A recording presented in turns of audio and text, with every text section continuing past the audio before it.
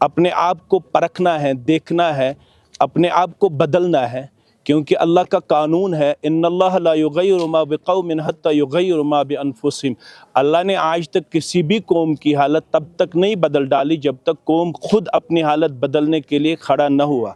इसलिए हमें बदलने की ज़रूरत है, तब ये हालात बदल जाएंगे। अच्छा मौलाना साहब का ही कहना है, जो भी यहाँ पर दानिश्वर है या बुज़ुर्गान दीन, उनका कहना है बेहयाई आम हो गई, बदकिरदारी आम हो गई, माँ बाप के साथ नाफरमानी हो रही है। और जो कश्मीर जो माशरा यहाँ का था वो बहुत ही अच्छा था, यहाँ पर कत्ल गारत नहीं था, बाप अपनी बेटी का कत्ल नहीं करता था, खावंद अपनी बीवी का कत्ल नहीं करता था, और अब ये कत्ल गारत भी आम हो चुका है। क्या ये भी एक वजूहत है? क्या हम इसको एक आजमाइश समझे या हमारे ऊपर या अल्लाह ताला की तरफ से एक सज़ा है? एक सवाल में दो जवाबात आपको मिलेंगे। अगरचे आपने एक ही सवाल ये किया, लेकिन इसमें दो जवाबात मैं आपके सामने रखना चाहता हूँ।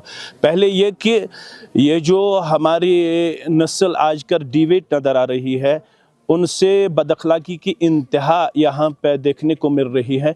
इसके जो ज़िम्मेदार है हम सब हैं कलेक्टिवली, लेकिन प्राइमरी सतह पे फसली इसमें पेरेंट्स इन्वॉल्व हैं, क्योंकि वालिदैन पे जो ज़िम्मेदारी आयद होती है वो उसको निभाने में बहुत हद तक नाकाम नज़र आ रहे हैं। इसलिए पेरेंट उसको हसास रहने की ज़रूरत है, उनको आगे आने की ज़रूरत है, उनको अपने बच्चों को अखलाकी तौर पर स्टैंड करने की ज़रूरत है, स्टेबल करने की ज़रूरत है।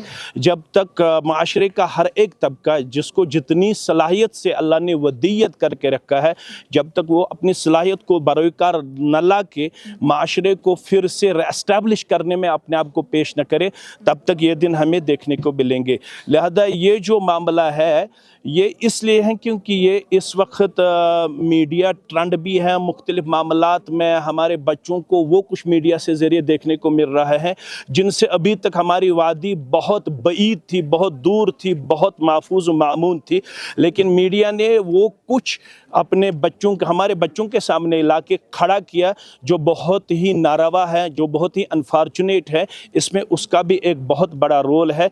इसलिए मॉरली हमें अपनी सोसाइटी को फिर से एस्टैब्लिश करने की ज़रूरत है, रिटेन करने की ज़रूरत है, तब हम इन चीज़ों से छुटकारा पाने में कामयाब कामरान होंगे। अखलाकी तौर पर हर एक को अपनी ज़िम्मेदारी निभाने की बहुत ज़्यादा ज़रूरत है। मौलाना साहब, यहाँ पर आपने नमाज इस्तिस्का का एहतमाम किया, लोगों ने इसमें शिरकत की, तो इसकी फजीलियत क्या है, अहमियत क्या है इस नमाज की?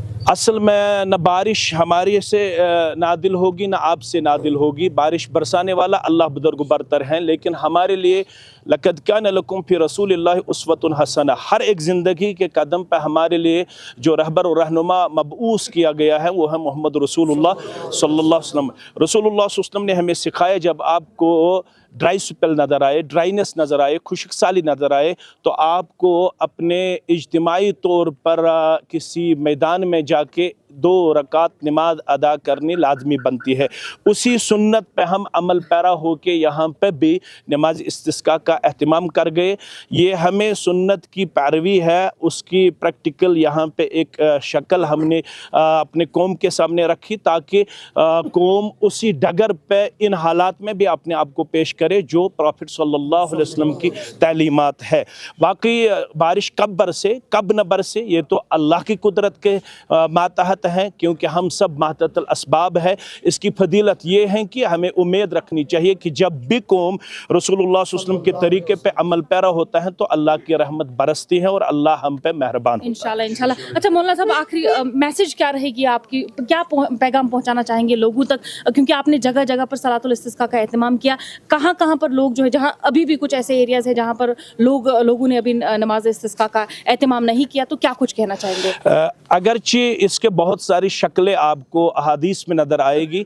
अगर किसी जगह इज्तिमाई तौर पर इसका एहतमाम न भी किया गया हो, लेकिन इनफरादी तौर पर हमें अल्लाह की तरफ रुजू करने की ज़रूरत है। मेरी यही गुजारिश है सभी मुसलमानों से कि इनफरादी तौर पर भी और कलेक्टिवली भी हमें अल्लाह की तरफ रुजू करने की ज़रूरत है, क्योंकि माशरा बद से बदतर नज़र आ रहा है। जब तक हम अल्लाह की तरफ रुजू न करें तब तक हमें ये दिन देखने पड़ेंगे। बहुत बहुत शुक्रिया।